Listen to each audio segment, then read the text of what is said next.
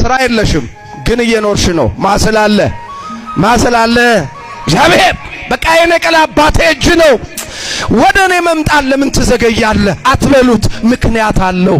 መቼ ትመጣለህ ብቻ በሉት፣ ቀኑን የሚያቆማ ብቻ ነው እግዚአብሔር። ድሮ እዚህ ዘበኛ ውጣ እስኪለው ድረስ የሚጸልየው ሰውዬ አማኑኤል ትንሽ ጊዜ ትግስቱን ላይ ዝም ሲለው አኩርፎ ዞሮ ሁሉ አይሳለብም። እንደዚህ እንዲገላምጦት ነው የሚሄደው። አንተማ ትተኸኛል ብሎ ይዝትበታል። እግዚአብሔር ማንን ትቶ ያውቃል? እግዚአብሔር ማንን ረስቶ ያውቃል? እግዚአብሔር ማንን ንቆ ያውቃል? እሱ ንቆን ቢሆን እሱ ትቶን ቢሆን ማን ከተኛበት ይነሳ ነበር? ማን የበላውን ይውጥ ነበር? ማን ተራምዶ ይሄድ ነበር? ማን ከጠላት ቀስት ያመልጥ ነበር? እንዴት እንደሚጠብቀን እኮ ብናውቅ አንድም ቀን ከምስጋና ውጭ ማጉረምረም በፊቱ አይወጣም። ዝም ካለ ዝም ነው። ስሙ የተመሰገነ ይሁን። በዝምታው ውስጥ ግን ይሰራል አይሰራም? በዝምታው መልስ አለው የለውም? እግዚአብሔር የሚሰጥ ከሆነ እግዚአብሔር የሚያረጋው ከሆነ ላንቺ ቀኑንም አብሮ ነው የሚሰጠን። ስሙ የተመሰገነ ይሁን። እሞታለሁ ብላችሁ አትፍሩ። ከስጦታ ጋር ዘመን ማን ይጨምራል? አብርሃምን በ100 ዓመት ልጅ ሲሰጠው ምን ያደርግለታል? ምን ይጠቅመዋል? ስንት ዓመት ሆኖታል? 100 ዓመት ሊሞት ነው አይደለም?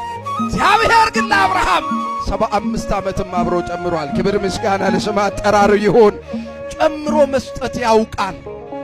አዎ አላዛር ድንገት ታመመ፣ ተንቀጠቀጠ፣ ህቅ አለው።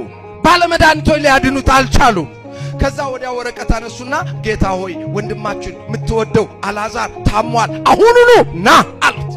እባክህ ሊሞት ነው፣ እባክህና ቶሎ በል ድረስልን፣ አንድ ወንድም ልናጣ ነው።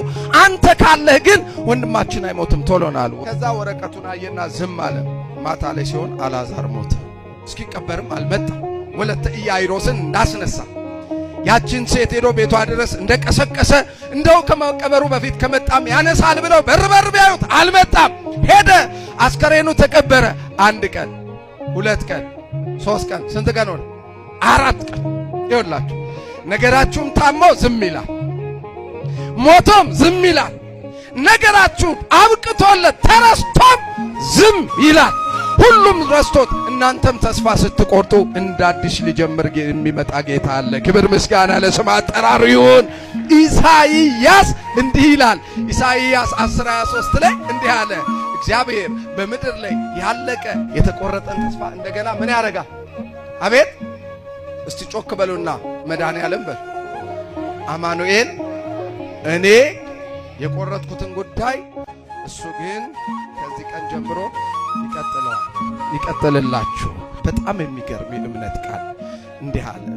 ከብቶች በበረት ባይገኙ፣ የወይራው ዛፍ የዘይት ፍሬ ባያፈራ፣ ከብቶች ወተትን ባይሰጡ፣ ምድሪቷ ስንዴ ባታበቅል፣ ከማሩ ቀፎ ውስጥ ከንብ ቀፎ ማር ባይገኝ፣ ምድሪቱ አለት ብትሆን፣ መከራው ቢበዛ፣ እኔ ግን አለ ምንም የለም ግን በእግዚአብሔር ደስ ይለኛል አለ።